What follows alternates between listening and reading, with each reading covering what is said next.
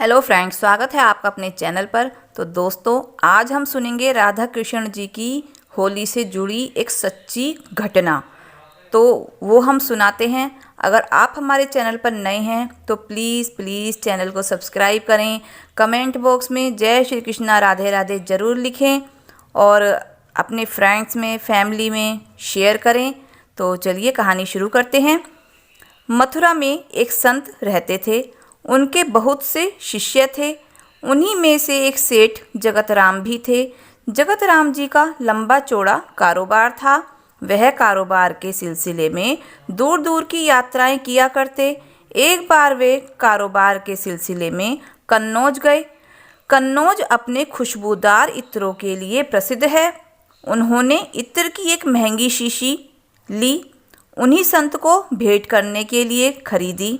सेठ जगतराम कुछ दिनों बाद अपना काम पूरा होने पर मथुरा वापस लौट आए। अगले दिन जब वे संत की कुटिया पर उनसे मिलने गए तो वह संत वहां नहीं थे।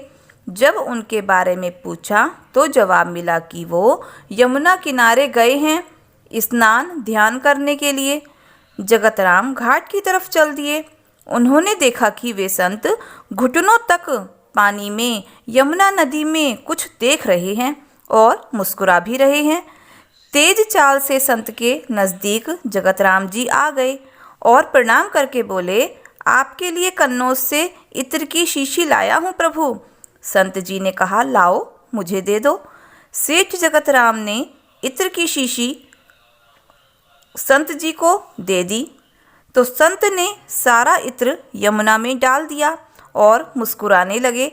जगतराम जी ने यह दृश्य जब देखा तो वह उदास हो गए और सोचने लगे कि इन्होंने तो एक बार भी इत्र इस्तेमाल नहीं किया, यहाँ तक कि सूंघा भी नहीं और पूरा इत्र यमुना में डाल दिया।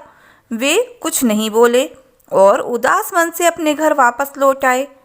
कई दिनों बाद जब उनकी उदासी कम हुई तो वे संत की कुटिया में उनके दर्शन के लिए गए। संत कुटिया में अकेले आंखें मूंदे हुए बैठे हुए थे और भजन गुनगुना रहे थे। आहट हुई तो सेठ को द्वार पर देखा। प्रसन्न होकर संत ने उन्हें अपने पास बुलाया और कहा, उस दिन तुम्हारा इत्र बड़ा काम कर गया। सेठ ने आश्चर्य से संत की तरफ देखा और पूछा, मैं कुछ समझा नहीं। संत ने कहा, उस दिन यमुना में राधा जी और श्री कृष्ण जी की होली हो रही थी। श्री राधा जी ने श्री कृष्ण जी के ऊपर रंग डालने के लिए जैसे ही बर्तन में पिचकारी डाली, उसी समय तुम्हारा इत्र मैंने उस बर्तन में डाल दिया।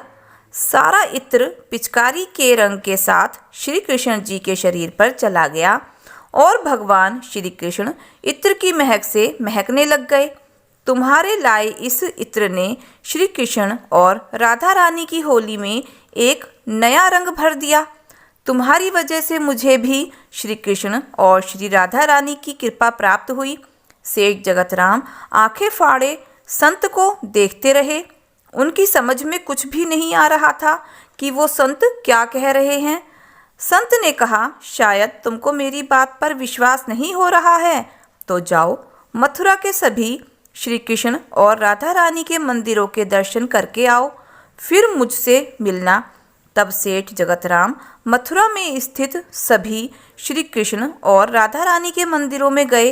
उन्हें सभी मंदिरों से कृष्ण की मूर्ति से अपने इत्र की महक आती प्रतीत हुई। सेठ जगतराम का इत्र श्री कृष्ण और राधा रानी ने स्वीकार कर लिया था। वे संत की कुटिया में वापस लौटे और संत के चरणों में गिर पड़े। सेठ की आंखों से आंसुओं की धारा बह रही थी। संत की आंखें भी प्रभु श्री कृष्ण की याद में गीली हो गईं। इसलिए हमेशा ध्यान रहे कि संत महात्मा भले ही हमारे जैसे दिखते रहते हों, लेकिन वे ईश्वर भक्ति में हमेशा मन लगाए रहते हैं। तो ये थी आज की कहानी। तो दोस्तों, आज की कहानी आपको कैसी लगी? अगर आपको कहानी अच्छी लगी हो तो प्लीज़ कमेंट बॉक्स में जय श्री कृष्णा राधे राधे ज़रूर लिखें और आप सबको होली की बहुत बहुत शुभकामनाएं। तो दोस्तों, मिलते हैं नई वीडियो के साथ। जय श्री कृष्णा। राधे राधे।